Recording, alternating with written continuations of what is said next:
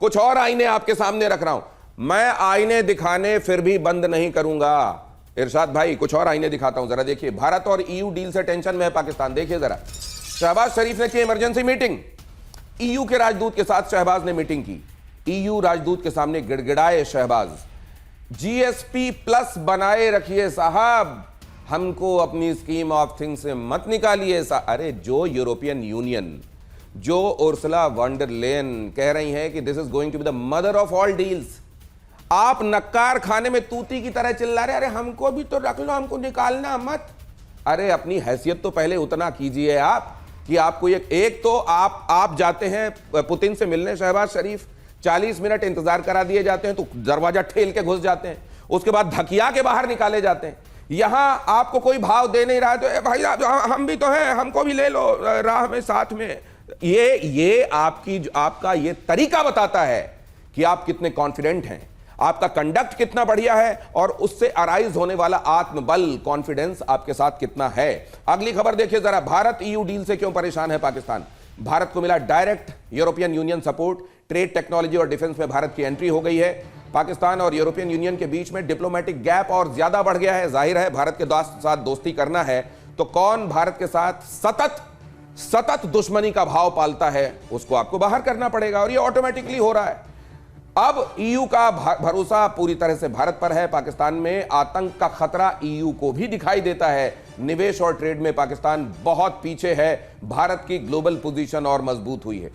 और ये जो अपनी दुनिया बनाकर एक मेक बिलीव वर्ल्ड होता है, मैं अपने हिसाब से तस्लीम करने लगूं कि मैं तो जन्नत में हूं, कुछ 72 पर्टिकुलर लोग मेरे आसपास हैं, इस तरह की, ये जो शेख चिल्ली भी ये नहीं करता था, इस तरह की दुनिया में जीने वाले लोगों का भरम आप कभी नहीं तोड़ सकते और वो सच्चाई को कभी तस्लीम नहीं करते। आगे भी आपको इसका एग्जांपल दिखाऊंगा। फिलहाल ये देखिए क्यों घबराहट में है शहबाज बहुत घबराए हुए हैं।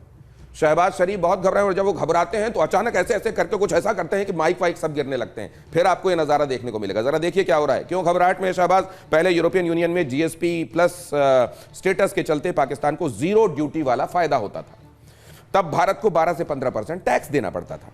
अब भारत को भी जीरो ड्यूटी एक्सेस मिल गया है, और जाहिर है अगर आप कंपेयर करेंगे जो सामान उधर बनता होगा और इधर बनता होगा, आपको मालूम है कितना फर्क होता होगा उसमें। नतीजा यह है कि पाकिस्तान का टेक्सटाइल बिजनेस बर्बादी के कगार पर पहुंच जाने वाला है।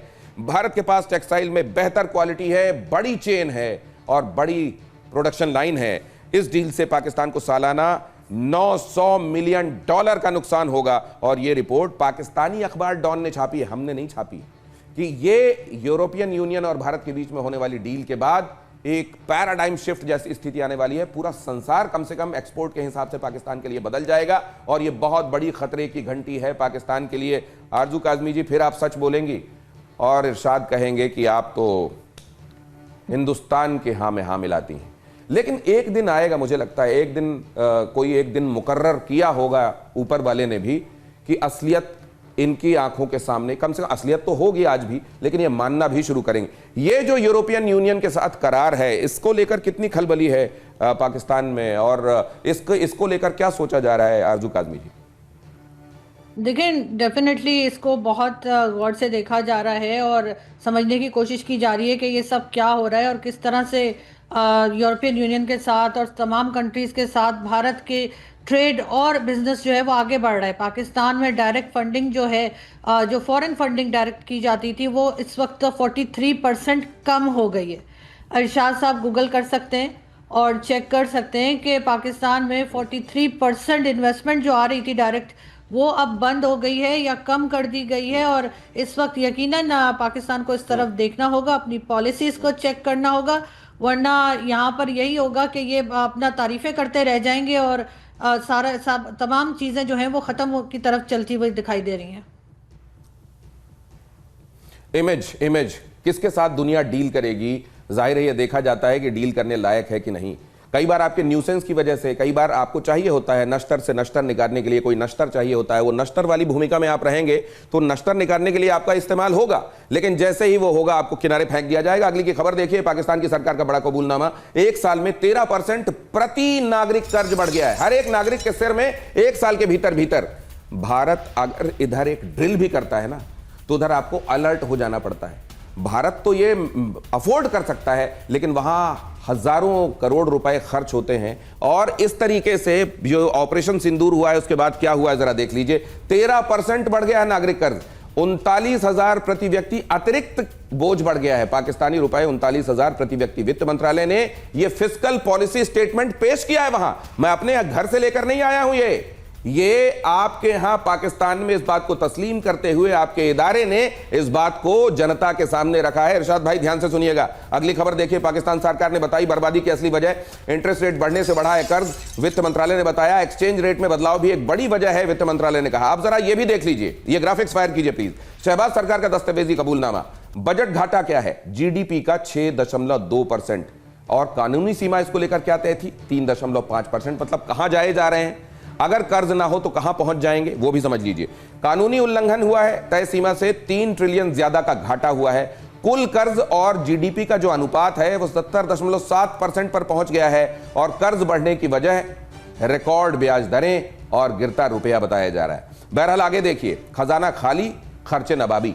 घर में क्या कर दिया इन्होंने, इसीलिए हम कह रहे हैं मुनीर के विदेश में अय्याशी वाले काम और घर में जिहाद करके लोगों को बरगलाना। आप जरा देखिए, खजाना खाली है, खर्चे नवाबी हैं। ब्याज का बोझ 8.8 ट्रिलियन सिर्फ ब्याज चुकाने में गए हैं। विकास पर कैंची हुई है। डेवलपमेंट बजट 1.7 ट्रिलियन से घटकर 1.4 ट्रिलियन किया गया है।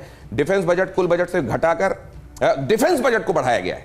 यह जरूर बात देखिए, डिफेंस बजट को बढ़ाया गया। घर में लोगों के पास खाने के लिए नहीं, वही जो जुल्फिकार अली भुट्टो कहते थे, हम घास खाएंगे लेकिन बम बनाएं। ठीक है, लेकिन घास खिलाकर अपने लोगों को कितने दिनों तक आप जिंदा रखिएगा। मरियम नवाज युवाओं को 3 लाख ब्याज मुक्त लोन बांट रही है, जबकि पाकिस्तान के हर नागरिक पर पहले से ही 3 लाख से ज्यादा का कर्ज है।